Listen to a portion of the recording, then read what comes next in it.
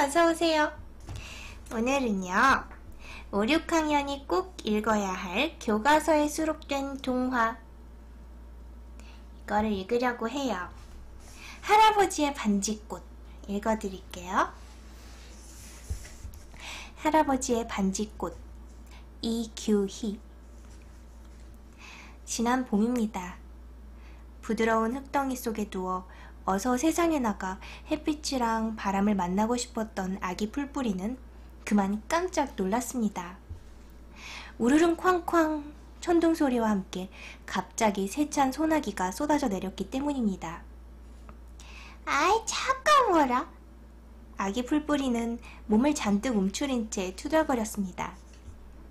하지만 하늘에 구멍이라도 뚫린 것처럼 비는 쉬지 않고 쏟아져 내렸습니다. 아무래도 태풍이 왔나 보다. 떠내려가지 않으려면 나한테 바짝 달라붙어 있어야 된다. 흙덩이가 아기 풀뿌리에게 일러주었습니다. 아기 풀뿌리는 금방이라도 빗줄기에 몸이 씻겨 내려갈까 겁이 나서 흙덩이 속으로 자꾸 몸을 밀어넣었습니다. 그러나 소용이 없었습니다. 세찬 비바람에 흙덩이가 먼저 부서지기 시작하면서 아기 풀뿌리의 몸도 엉겁결에 땅 위로 불쑥 솟아올랐으니까요.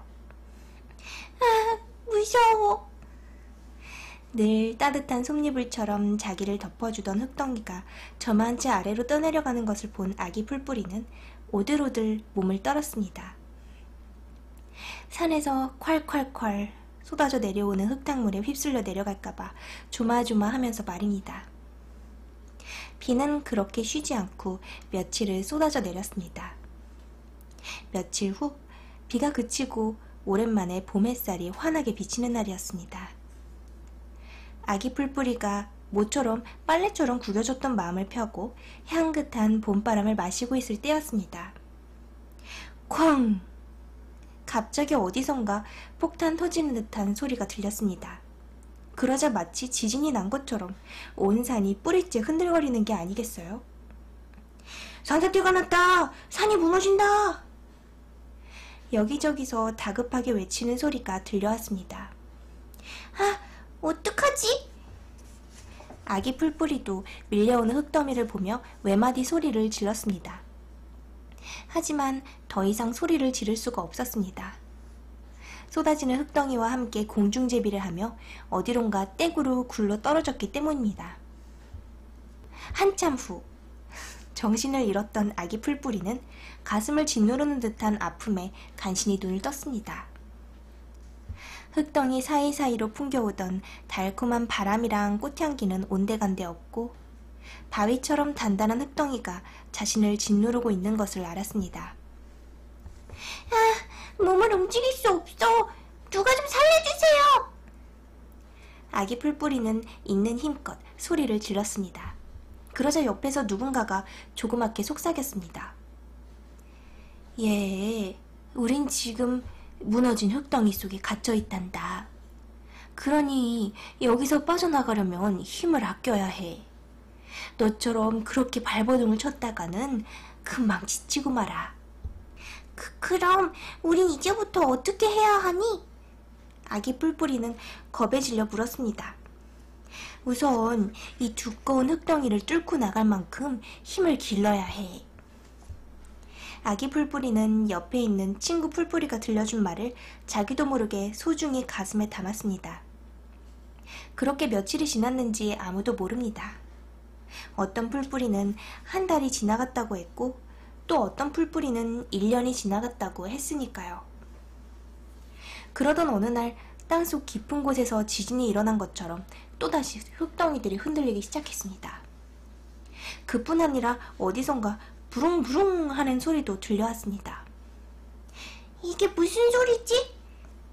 아기 풀뿌리와 친구 풀뿌리는 귀를 곤두세웠습니다. 그러다 그만 깜짝 놀랐습니다. 거인의 손처럼 생긴 커다란 기계가 쓱쓱 옆으로 다가오는 것을 보았기 때문입니다. 아! 큰일 났다! 커다란 기계는 성큼성큼 아기 풀뿌리가 묻혀있는 흙덩이 옆으로 다가왔습니다. 그러더니 커다란 손으로 흙덩이를 푹 떠서는 옆에 있는 트럭으로 와르르 쏟아부었습니다. 아기 풀뿌리는 눈 깜짝할 사이에 흙덩이와 함께 트럭에 실렸습니다. 친구 풀뿌리는 어디로 떨어졌는지 아무리 불러도 대답이 없었습니다. 아기 풀뿌리는 어른처럼 늘 자기에게 힘을 주던 친구 풀뿌리가 곁에 없자 겁이 덜컥 났습니다. 잔뜩 몸을 움츠린 채 트럭에 실려가던 아기 풀뿌리는 흙덩이들이 주고받는 이야기에 귀를 기울였습니다.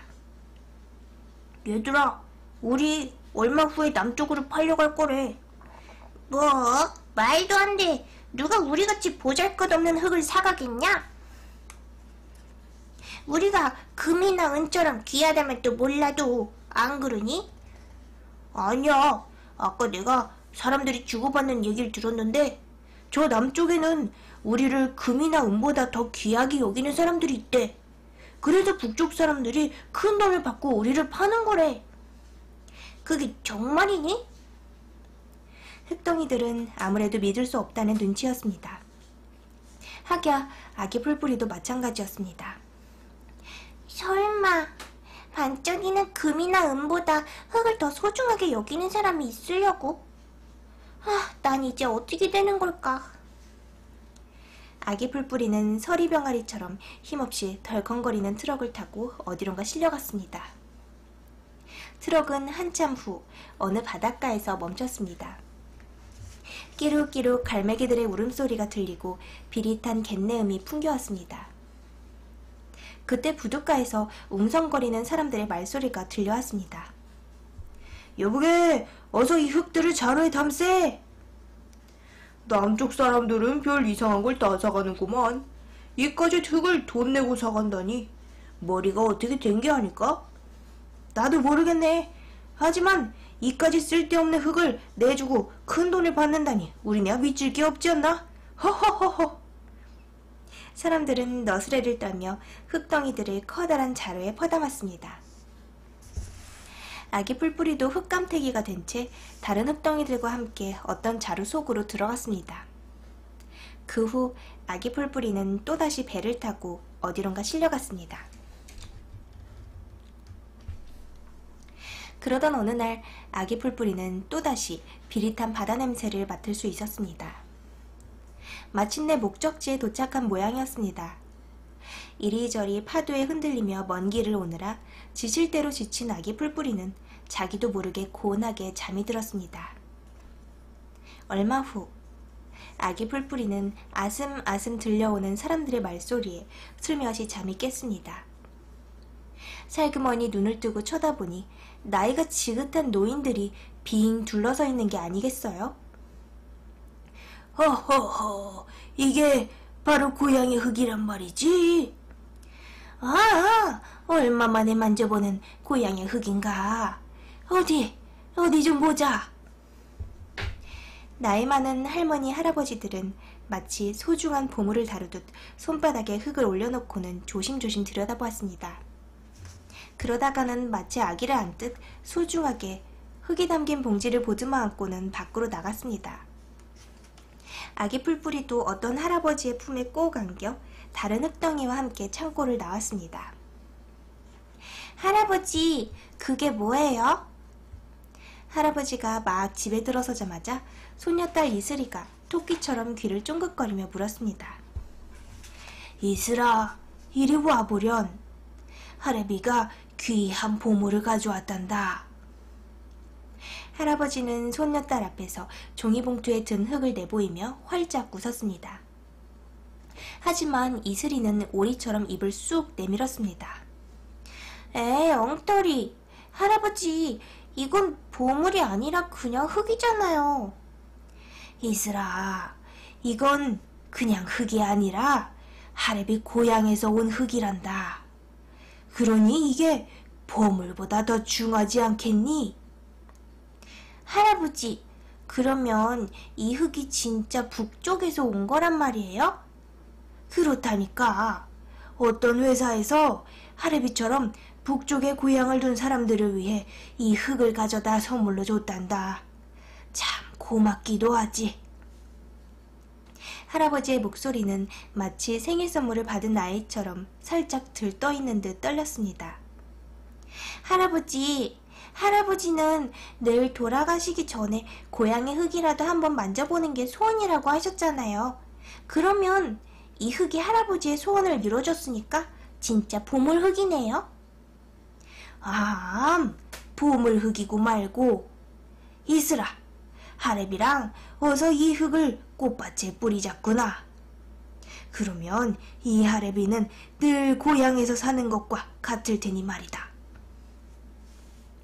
할아버지는 양볼이 복숭아처럼 발갛게 물든 얼굴로 종이봉투에 담긴 흙을 꽃밭 위에 살살 뿌렸습니다. 할아버지를 따라 이슬이도 꽃밭에 살살 흙을 뿌렸습니다.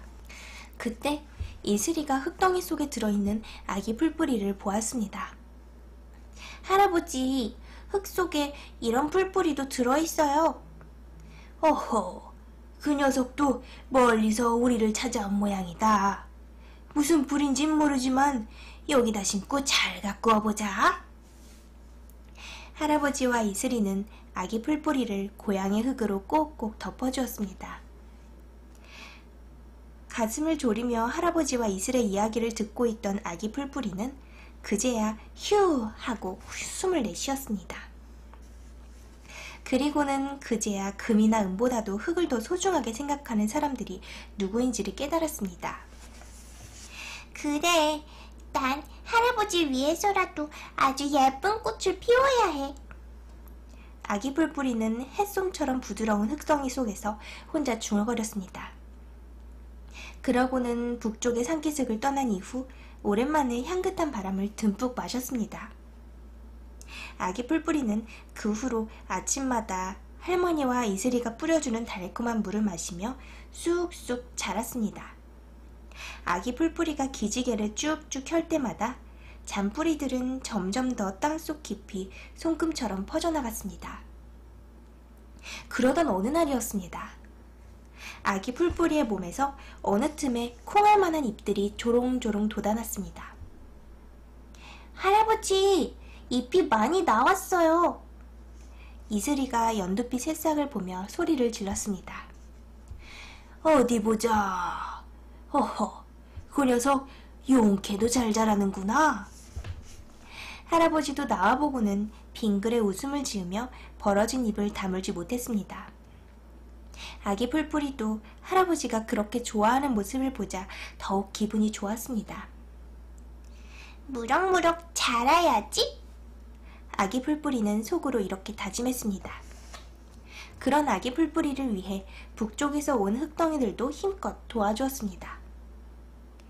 얘야, 우리 몸속에는 오래전 말을 타고 달리던 선조들의 얼과 혼이 담겨 있단다. 그 기운을 너에게 얹어주마. 흙덩이들은 아기 풀뿌리가 마음껏 뿌리를 뻗어내리도록 해주었습니다. 그러던 어느 날이었습니다. 참 이상한 일이었습니다. 그날따라 유난히 햇살이 아기 풀뿌리에게 간질간질 간지럼을 태웠습니다. 아유, 햇살님, 제발 그만하세요. 간지러워요. 아기 풀뿌리는 그만 참다 못해 까르르 웃음을 터뜨렸습니다. 그런데 바로 그때였습니다. 아기 풀뿌리가 까르르 까르르 웃을 때마다 온몸에서 하얀 꽃들이 투두툭툭 피어나기 시작하는 게 아니겠어요? 할아버지, 꽃이 폈어요. 무척 하얀 꽃이에요. 하얀 별처럼 툭툭 피어난 꽃을 보며 마당에서 놀던 이슬이가 소리를 질렀습니다. 뭐야? 꽃이 피었단 말이지? 할아버지도 놀란 말처럼 방에서 공중공중 뛰어나왔습니다. 허허, 반지꽃이 피었구나. 반지꽃이 피었어. 어렸을 때 고향에서 어머니랑 누이랑 토담 밑에 앉아 이 꽃으로 반지랑 족두리를 만들곤 했지. 이슬아, 이리 온. 하레비가 꽃반지를 만들어주마. 할아버지는 하늘하늘 피어있는 토끼풀 꽃 2개를 따서는 이슬이의 손에 앙증맞은 꽃반지를 만들어주었습니다. 아, 예쁘다.